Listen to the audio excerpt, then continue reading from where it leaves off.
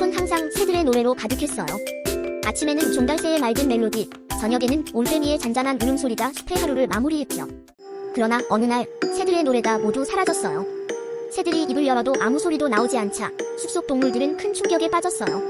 루나는 아침에 일어나 숲이 조용한 것을 느꼈어요. 이게 무슨 일이야? 왜 이렇게 조용하지? 루나는 곰 선생님을 찾아갔어요. 곰 선생님은 긴 수염을 만지며 깊은 생각에 잠겼죠. 새들의 노래가 사라졌구나. 이유를 찾아야겠어. 찰리와 미미도 합류했고 내 친구는 새들의 노래를 되찾기 위해 모험을 떠나기로 했어요. 소문에 따르면 침묵의 계곡에 가면 노래를 되찾을 방법을 알 수 있다고 했어요. 하지만 그곳은 두려움과 절망을 느끼는 동물들만이 들어갈 수 있는 신비한 장소였죠. 숲을 지나며 친구들은 서로를 격려했어요. 미미, 나 너무 무서워. 우리가 할 수 있을까? 루나, 걱정하지 마. 미미, 우리가 함께하면 반드시 해낼 수 있어. 찰리, 그래도 난 이 모험이 좀 재미있을 것 같아. 내 친구는 깊고 어두운 숲을 지나 침묵의 계곡에 도착했어요. 그곳은 이상하리만치 고요했고 심지어 바람 소리조차 들리지 않았어요. 루나는 주위를 둘러보다가 이상한 느낌을 받았어요. 여기 너무 조용해? 뭔가가 우리를 지켜보는 것 같아. 찰리는 호기심에 작은 돌을 던져봤지만 돌이 땅에 떨어지는 소리조차 들리지 않았죠. 곰 선생님은 깊은 목소리로 말했어요. 침묵의 계곡은 누구나 자신의 목소리를 잃는 곳이지. 우리가 진실을 마주할 준비가 되어 있어야만 이곳의 비밀을 풀 수 있어. 계곡 중심에 다다르자 친구들은 반짝이는 호수를 발견했어요. 호수는 잔잔했지만 그 위에는 기묘한 빛이 어른거리고 있었어요. 찰리가 물을 들여다보며 말했어요. 이 호수는 거울 같아. 우리 모습이 비치는데?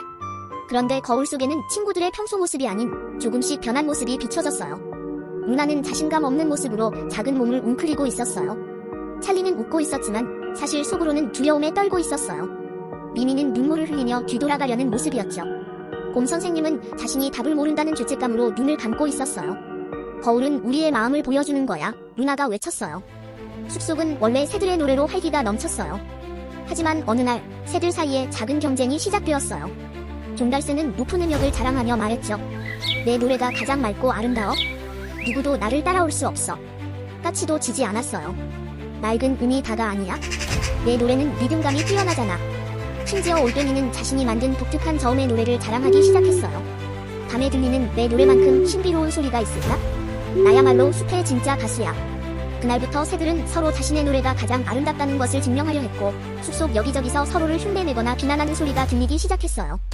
새들의 노래는 더 이상 즐거움을 주지 않았어요. 그들은 경쟁하느라 자신의 소리를 과장하거나 다른 새들의 노래를 방해하기도 했죠.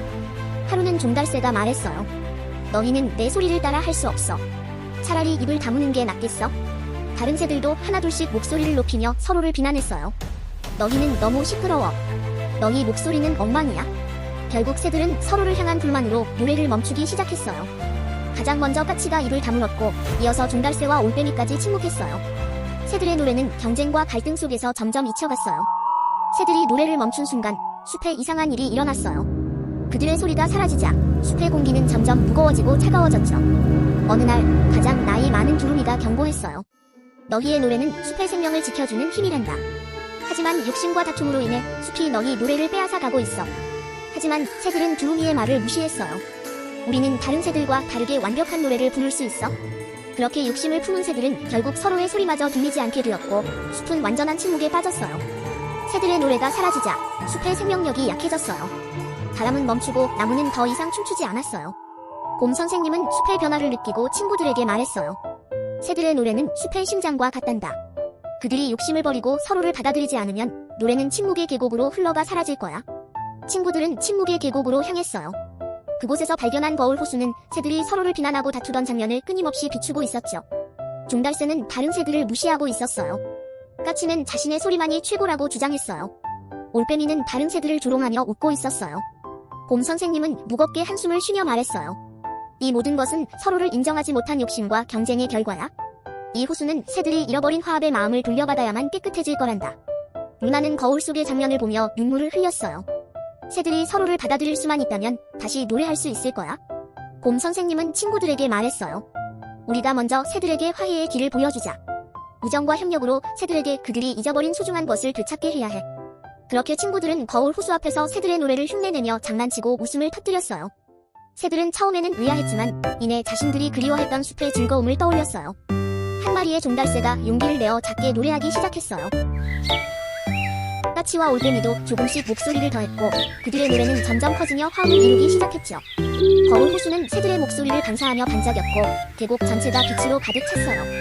그 순간 새들은 깨달았어요. 우리의 소리는 서로 다르지만 함께 어우러질 때 진정한 아름다움을 만들어내는구나. 새들의 노래가 사라진 이유는 서로를 비난하고 경쟁하려는 욕심 때문이었지만 서로의 다름을 인정하며 화합을 배웠을 때 다시 노래를 되찾을 수 있었어요.